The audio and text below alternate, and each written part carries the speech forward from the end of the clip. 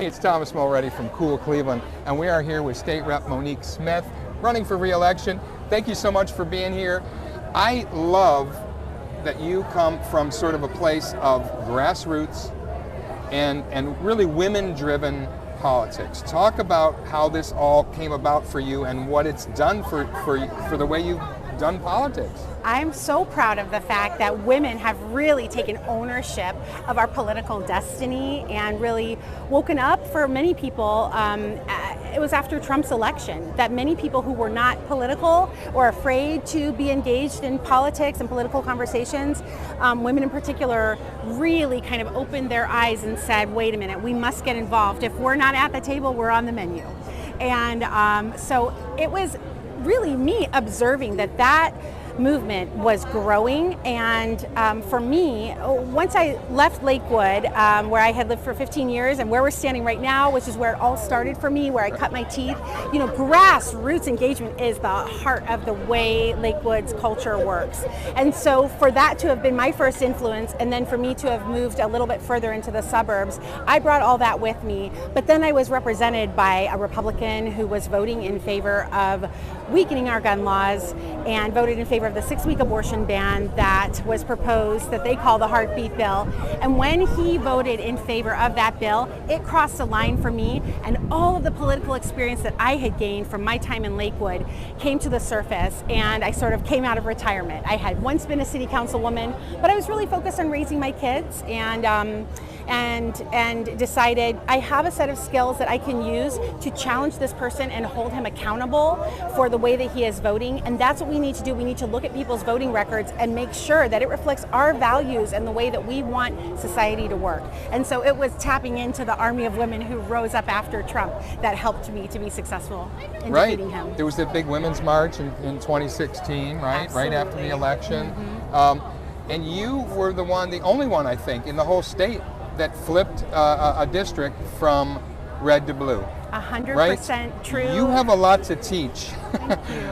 All of us, including Democrats, right? Thank you. What are we learning from your experience and what you've gone through?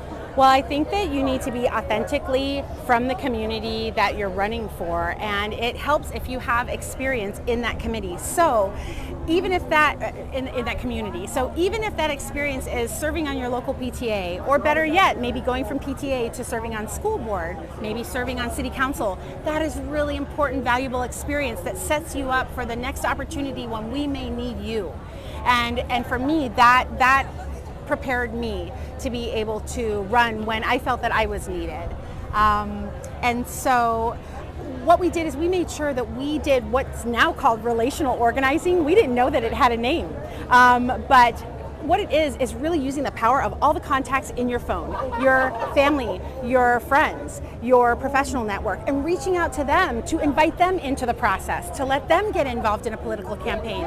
You know, when I was growing up, I wasn't part of a family that knew that we could be involved. And it was really a surprise to me as an adult to know that every campaign wants you and needs you.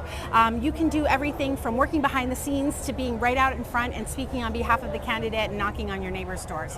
So this is our process, this is our democracy, and we all need to be involved in it, and we just try to deliver that message every day. It sounds great, and you've done it. We know that it's tough because people are discouraged. They're despairing is what I found too. Absolutely. COVID didn't help. How do you reach out to people who just don't feel that they have a voice or they have a family? They're busy. They're mothers, they're wives. They are so busy with their jobs. Mm-hmm. How do you cut through there? I mean, I have a hard time asking them to, do more. Yeah. How do you do it? How do you ask them to do that? Well, I think you find the right person to ask that of. I mean, the reality for me was that I knew that I was very fortunate. I was in decent health. I was comfortable enough in life that I had a little bit of free time. There are people who don't have those luxuries, and so those are not the people who we're going to necessarily ask to do more. But if you are someone who has a little bit of free time and you're frustrated and you're worried, you are the person we need. And there are so many ways to get involved, and what I try to tell people is I try to share our success stories. There's always a success story, and in Ohio, I was fortunate that my campaign was one of them. And I was recently at the door of a 31-year-old who came to the door, and I said, hey, I see that you're a registered voter, you're on my list, I'd love to make sure that you vote this year in the primary. And she said, I don't think voting's even worth it anymore. And I said, well, let me tell you what I did in 2020. I was the only Democrat in the entire state to flip a district from red to blue, and it can be done, change is possible. And she looked at me and said, that's actually encouraging. And so we have to find those successes and celebrate them and share them with people and just invite people in and walk with them. You know, we need to walk side by side, and if we're writing postcards with handwritten notes, we do that together. If we're texting people, we do that together. If we're knocking doors, we do it together. And we keep growing this wonderful community of people who are participating in democracy. Thank you so much for articulating these really common sense strategies that it seems like a lot of people either forgot or were never raised in. Also with technology these days, everyone thinks all you need to do is go on social and you're done. No, that does not count as activism. Thank you. It's not enough. Not enough. Do more, come join us. Right. I tell people, you're gonna probably, if you are really upset and you really wanna make change, that's good, we can channel that, but you might have to do things that are uncomfortable and inconvenient, but Yes. It's worth it to make change. And then you feel so much better, okay? That's right. And you lose that despair, you lose the anger because you're channeling it. Yes. I'm trying to get people, the minute they start, I'm like, what are you gonna do with that energy, okay? Yes. Because I don't wanna hear it, personally. Channel it into something else. I have a colleague in the House of Representatives, a gentleman named Casey Weinstein, who recently posted and said, action is the antidote to despair. And I think he's so right. So get active with us. And thank you for reminding us to do this year round and to remind people of successes I think we take for granted when people like you get into office and good things happen. We got a lot of good people here tonight doing good work. We're going to continue to remind them year round in Cool Cleveland. Please stay in touch and do the same, and best of luck in your election. Thank you, Tom. Change is possible. Thank you.